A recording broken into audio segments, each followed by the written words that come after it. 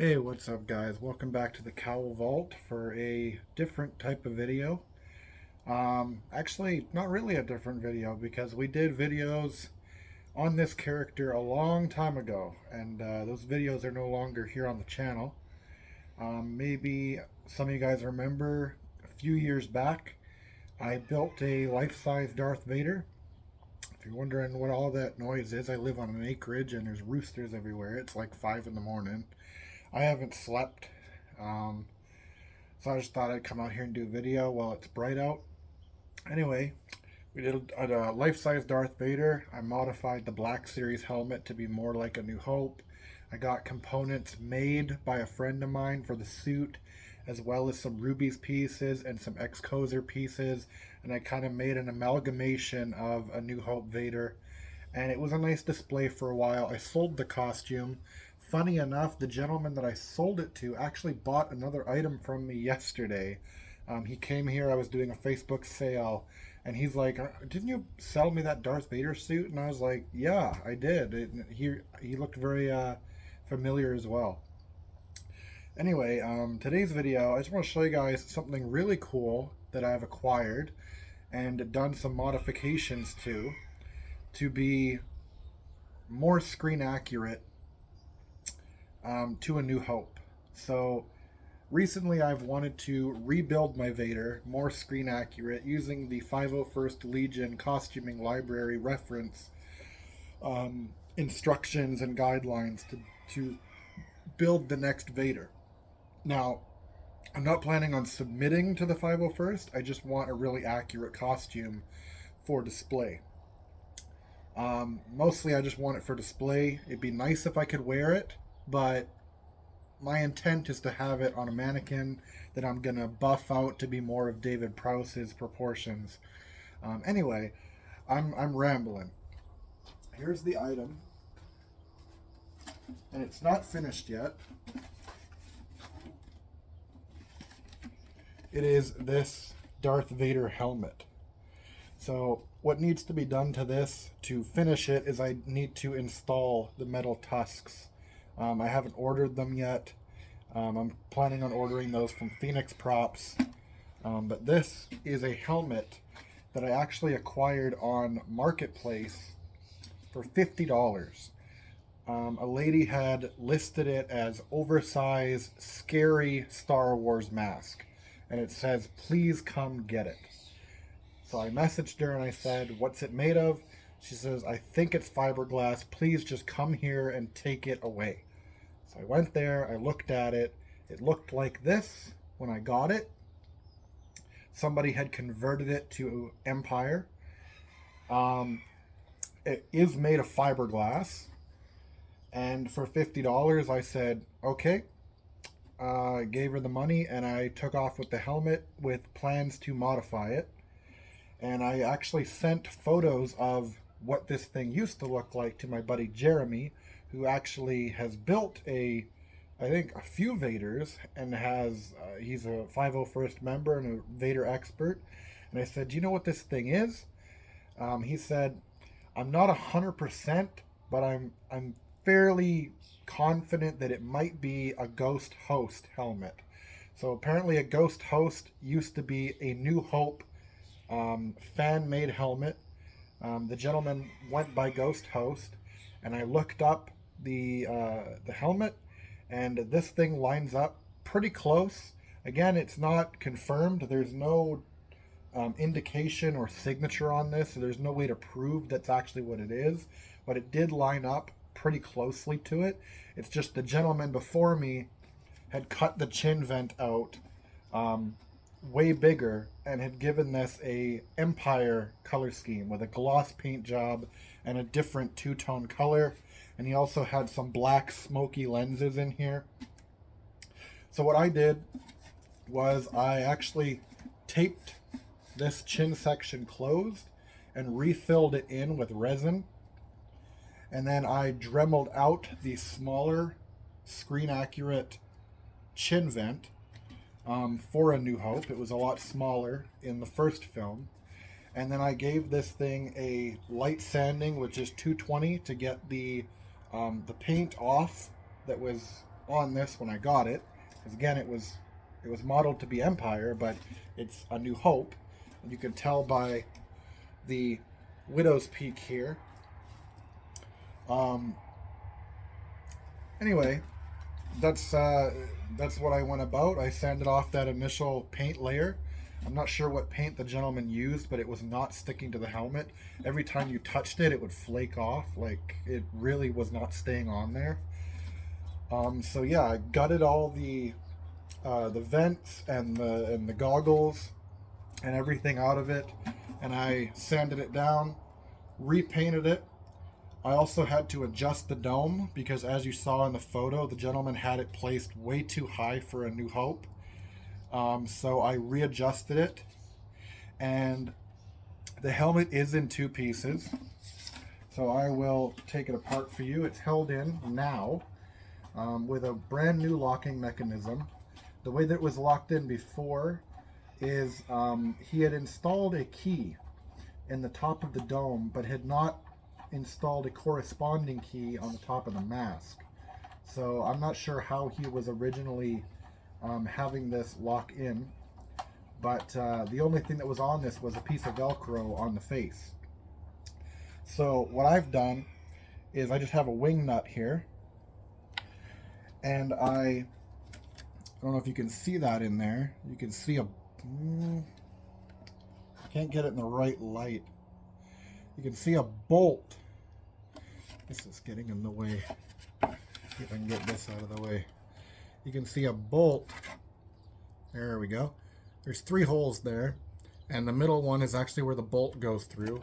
So what I had done was I had found a bolt that would fit this corresponding wing nut, and I dremeled out a little bit of a hole in the top key of the dome, placed that in there, and then poured resin in, and then used some extra PLA filament from my 3D printer to plastic weld that in so that it's permanently attached to the dome, so that the dome will line up perfectly each time where it's supposed to be at the correct level. As you can see here, it is asymmetrical,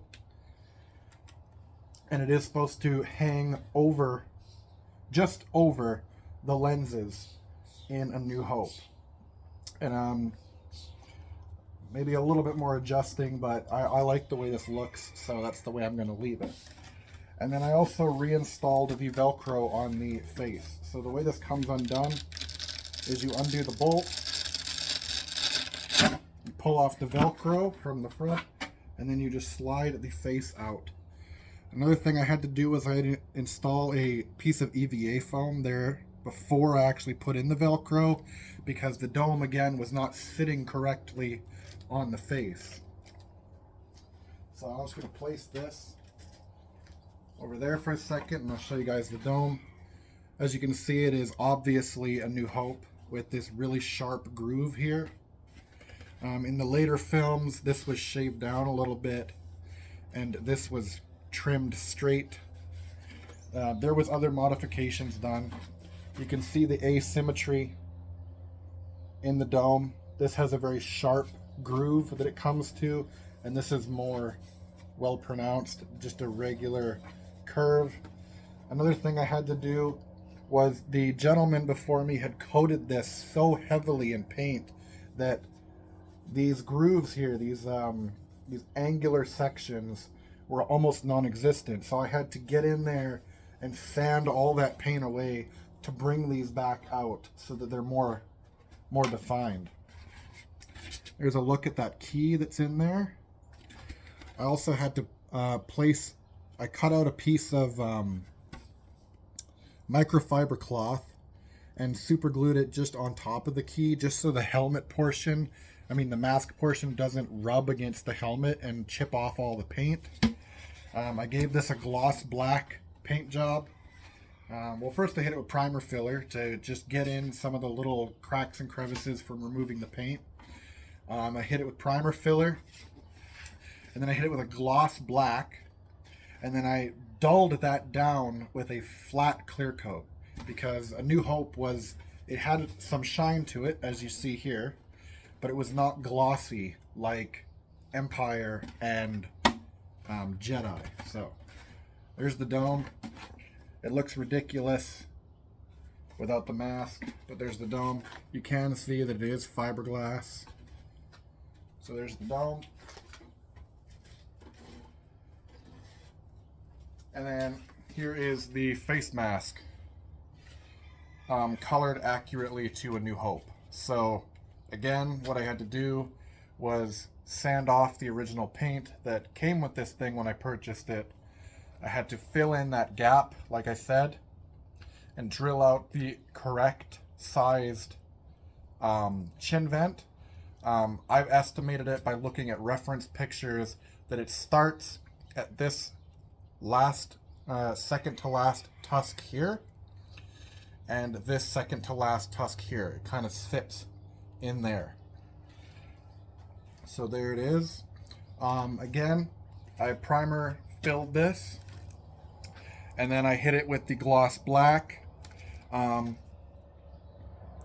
Then what I did was I actually found a gunmetal gray by Testers. I got it from a art store, and I hand painted all the gunmetal gray so that it would have all those brush strokes that were present in A New Hope.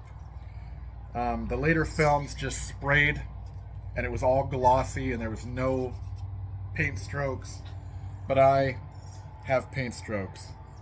And as you can see here, I do have a couple fingerprints. That was from handling this just a little too soon before it was ready, and I left an impression here. But the original A New Hope helmet was not perfect. There were fingerprints on it. There were chips in the paint. It was not pretty. I think they rushed it with the paint job. Mine is not a one-to-one super immaculate recreation. It is my best attempt at trying to restore this back to its original A New Hope molding, and I think I did an okay job. I also changed out the lenses. These are brand new amber lenses. Originally these were smoky black. What I did was I actually found a visor for your vehicle that had this amber color on one side, and this is just acrylic, and I cut out brand new lenses and pressed them in. After I heated them up, I pressed them in with a tennis ball to get that super accurate bubble that the film helmets had. They were not flat lenses, they bubbled out, as you can see here. And then the last steps were reinstalling the Velcro. Well, actually, after I had the paint job done, sorry, I'm getting ahead of myself. I am tired, I have not slept. I hit this all with that flat clear coat again, just to protect it. And then I actually took the sandpaper one more time and just scratched the gray areas. I added the infamous C scar the best I could using reference that's just painted on. It's not scratched in, but I did the best I could to recreate that infamous C scar. I used a metallic spray paint that I just painted, that I just poured into a can and applied by a brush for the little nose detail there. And then I reinstalled the grills, and then I just backed it up with some fabric so that you can't see through it when you're wearing the mask. Then, as I was getting to earlier, but I got ahead of myself, I reinstalled the Velcro and assembled the helmet. So, all in all, for $50, I think that this project was really fun. Just trying to get it back together here. I think this project was really fun. I enjoyed it. A New Hope has always been my favorite version of Darth Vader. It's really hard to get this thing lined up, actually. So you place that in there, and then Velcro it back in, and put the wing nut back in there. So as I was getting to, this project was really fun, especially for something that I did not know I was going to get. We were in Calgary for another purchase, and I just happened to find this on Marketplace while we were there. It was like 5 minutes away from where we were currently, and it's a really accurate looking helmet that I got for $50. I did a little bit of work too. It took me a little while to get it to where it is now, but I think the result really paid off. It's a really nice homage to A New Hope. I scratched the helmet a little bit to make it a little bit more weathered. That's not accurate to the film, but I like the way this looks. And once I get those metal tusks installed, it'll be a really nice display piece. And originally I had a friend of mine printing me a New Hope Darth Vader helmet on a 3D printer. I'm still going to have that sent to me, but I feel like because this is so nice looking, I'm probably going to use this piece as the topper for my Darth Vader display once it's finished. So I just want to show that to you guys. Again, I got this for $50 on Marketplace, and my buddy estimated it before I even touched it at around $500-600. I've since tampered with it, so the value probably went down, but I'm not planning on getting rid of it. So it doesn't really matter to me that because I tampered with it, it might have gone down in value. So there it is, guys. The A New Hope fiberglass Darth Vader helmet that I just got randomly on Facebook. And it looks really cool. So until next time, peace out. Be good people.